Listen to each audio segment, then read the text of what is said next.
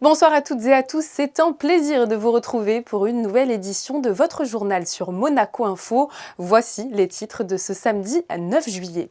Le deuxième MC Summer Concert a fait vibrer la principauté. Les jeunes monégasques ont pu voir en live Kinvey, Camélia Jordana, Jans, Rizza ou encore Lucenzo.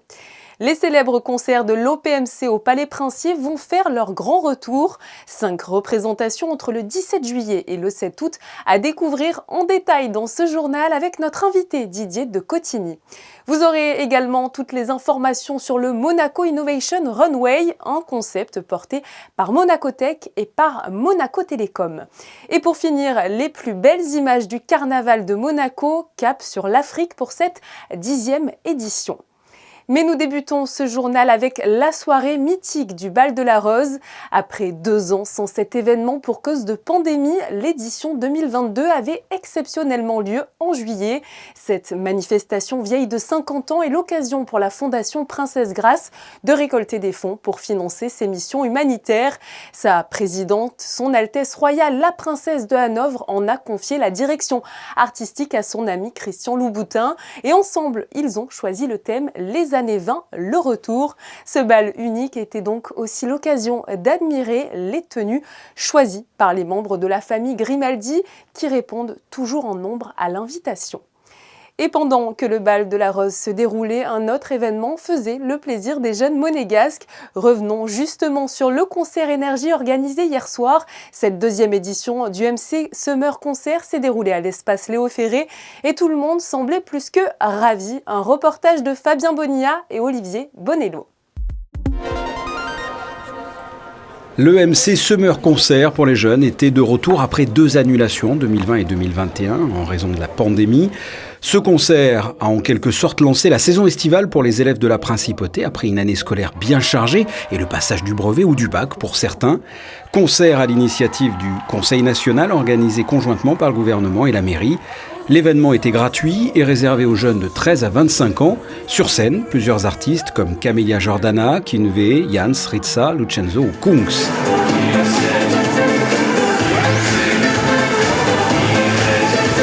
Le but, c'est vraiment de fêter la fin d'année et d'offrir aux jeunes de Monaco une soirée. On est tous réunis et on fait tous la fête parce que je pense que c'est tellement important d'organiser des événements pour les jeunes. Franchement, je suis super content, ça fait plaisir.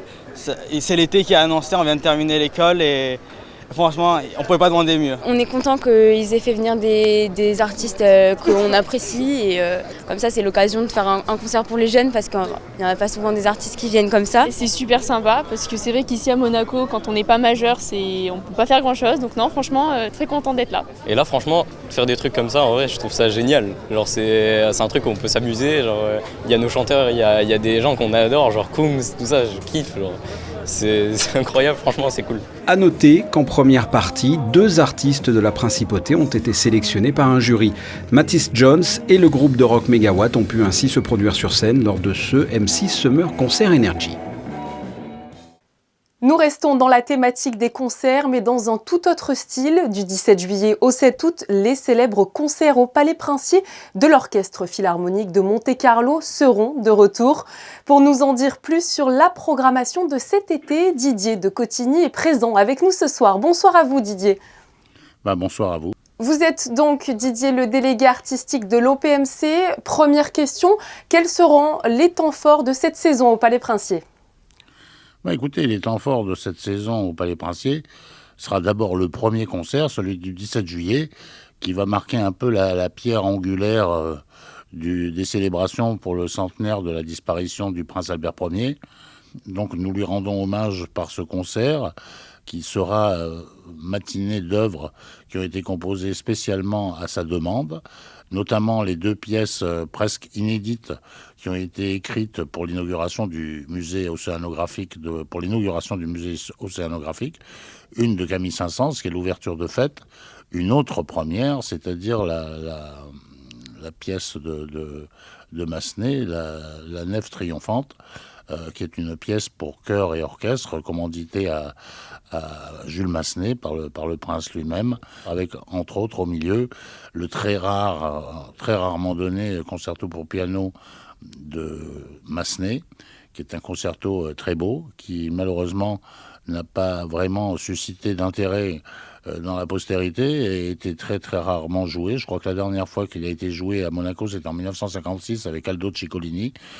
Donc un programme un peu, disons, original, puisque l'originalité vient en fait de ce dénominateur commun qu'ont toutes ces œuvres, c'est-à-dire le prince Albert Ier qui était un fin amateur de musique et donc grâce à lui, nous avons pu concevoir un programme qui est tout à fait à son image et qu'il aurait bien aimé pouvoir entendre. Alors, je suppose que ça donne considérablement un charme supplémentaire aux représentations, que ce soit pour les spectateurs ou bien même pour les artistes. Oui, absolument. La cour du palais est un endroit, un écrin absolument merveilleux pour la musique. L'acoustique y est très bonne. On s'y sent extrêmement confortable. Le public y est aussi extrêmement confortable. Et quel endroit magnifique pour pouvoir jouir de l'écoute de cette musique merveilleuse et qui chaque année ravit les mélomanes et toutes les personnes qui viennent au concert. Et ça nous donne une occasion de faire une sorte de mini-festival d'orchestre et qui nous ravira certainement dans la découverte de ce répertoire nouveau pour lui qui nous donnera plein de satisfaction. Voilà. L'OPMC qui est, je le rappelle, considéré comme l'un des plus grands orchestres d'Europe. Merci beaucoup à vous, Didier de Cotigny, d'avoir été avec nous. Merci à vous. Je le rappelle, les 5 concerts de l'OPMC au Palais Princier auront lieu du 17 juillet au 7 août. Profitez-en. Toute autre chose à présent avec le Monaco Innovation Runway. Il a été inauguré officiellement hier en présence du souverain. Quel est l'objectif de ce nouveau concept porté par Monacotech et par Monaco Télécom? Les éléments de réponse dans ce reportage signé Christine Datomel, Jean-Alexandre Dordet et Gianfranco Bortolin. L'innovation a enfin son showroom à Monaco. Son nom, le Monaco Innovation Runway, né de la volonté du gouvernement princier de placer l'innovation au cœur de sa stratégie d'attractivité.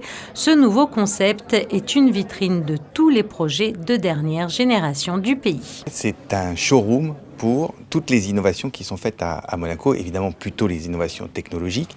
Ces innovations technologiques, souvent, elles s'appuient sur des infrastructures de télécom, la 5G, la fibre, mais pas que.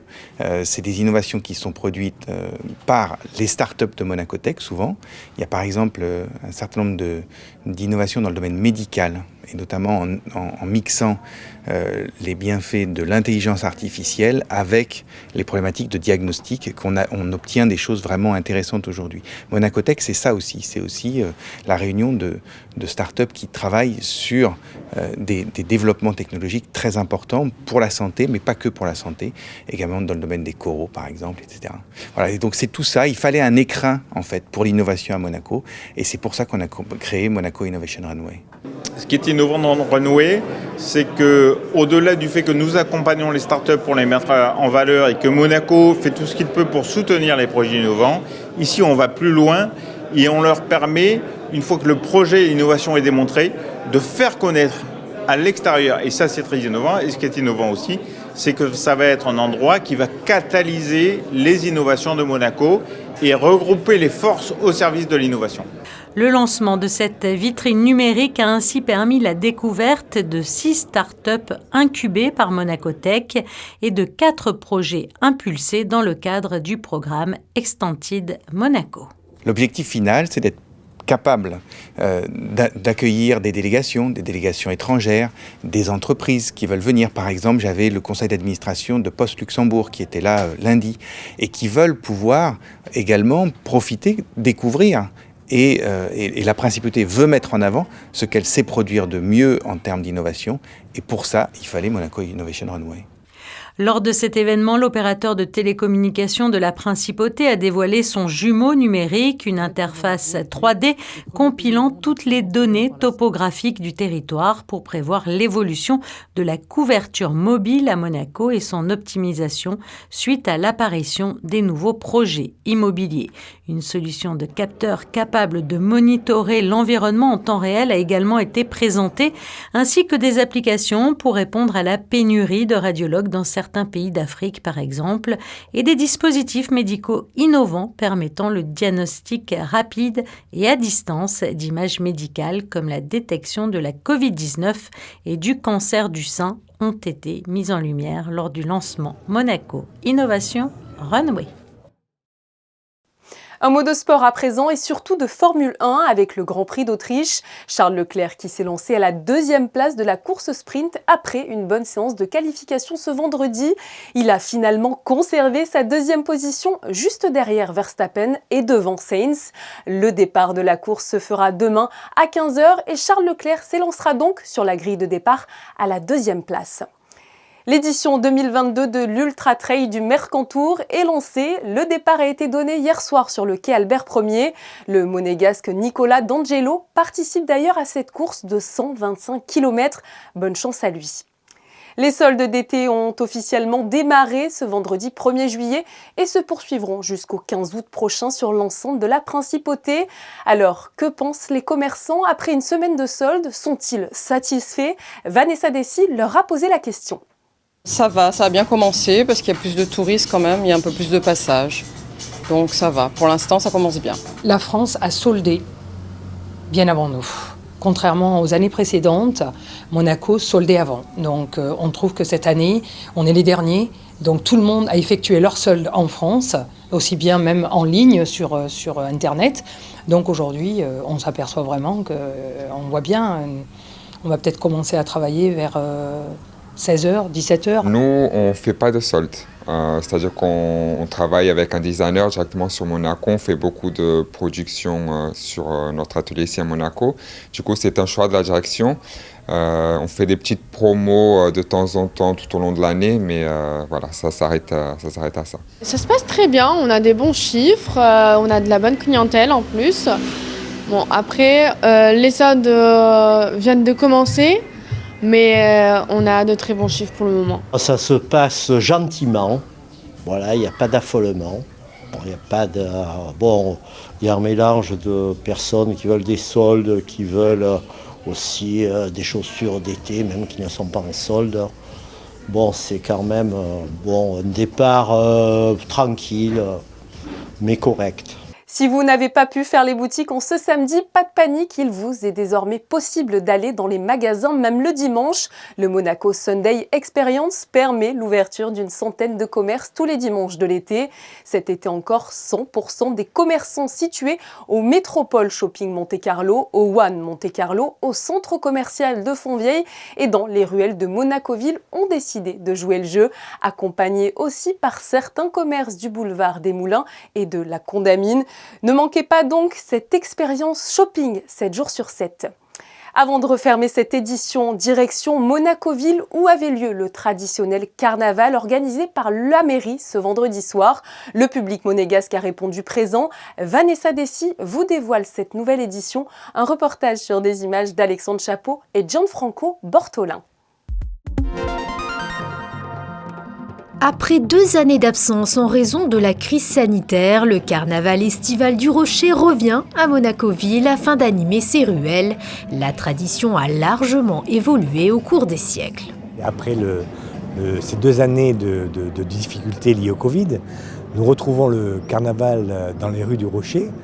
Bon, c'est une manifestation familiale et qui est extrêmement appréciée parce que c'est une ancienne tradition monégasque, comme vous le savez. Ce carnaval à l'époque, c'était l'exultoire des mauvaises pensées où on brûlait ce pantin de paille sur la place de la mairie. Donc c'est une très très vieille tradition monégasque qui est très attendue effectivement aujourd'hui. Musique, parade, stand d'animation pour enfants, une soirée en famille dans une ambiance festive était au programme. Fidèle aux éditions précédentes, tout a été pensé et organisé par le service animation de la mairie. Cette année, cap sur l'Afrique pour cette 10e édition. On réfléchit bien 9 mois avant, c'est un peu comme un bébé. Dans un premier temps, on réfléchit au thème. Et on se dit qu'est-ce qui pourrait plaire aux enfants, qu'est-ce qui est festif, qu'est-ce qui est coloré, gai, qui apporte de la bonne humeur. Donc c'est vrai que le thème de l'Afrique, c'est quelque chose d'assez porteur, qui plaît beaucoup et c'est très populaire. Une fois que le thème a été décidé, on sollicite la société qui nous fabrique les chars et dans un second temps, on cherche les troupes et c'est vrai que c'est pas toujours évident de trouver des troupes et de se renouveler pour pas toujours avoir les mêmes et toujours rester original. La parade de rue en compagnie d'animaux d'Afrique dans une ambiance sonore était assurée par 3 troupes musicales. La météo de ce dimanche 10 juillet avec Vanessa Dessy. Bonsoir à vous. On peut le dire, je crois, Vanessa, le temps se gâte. Bonsoir Julia, bonsoir à tous. Eh bien, cette fin de semaine s'annonce assez couverte. Il soufflera une légère brise de 7 km/h. Les températures oscilleront de 21 à 28 degrés. Le soleil se lèvera à 5h56 et se couchera à 21h14. Et nous fêterons les Ulric. Je vous dis au revoir sur des images de Manuel Vitali qui a immortalisé les plus beaux instants du carnaval de Monte-Carlo. Nous, on se retrouve demain sur Monaco Info pour le best-of de la semaine. Très belle soirée à vous.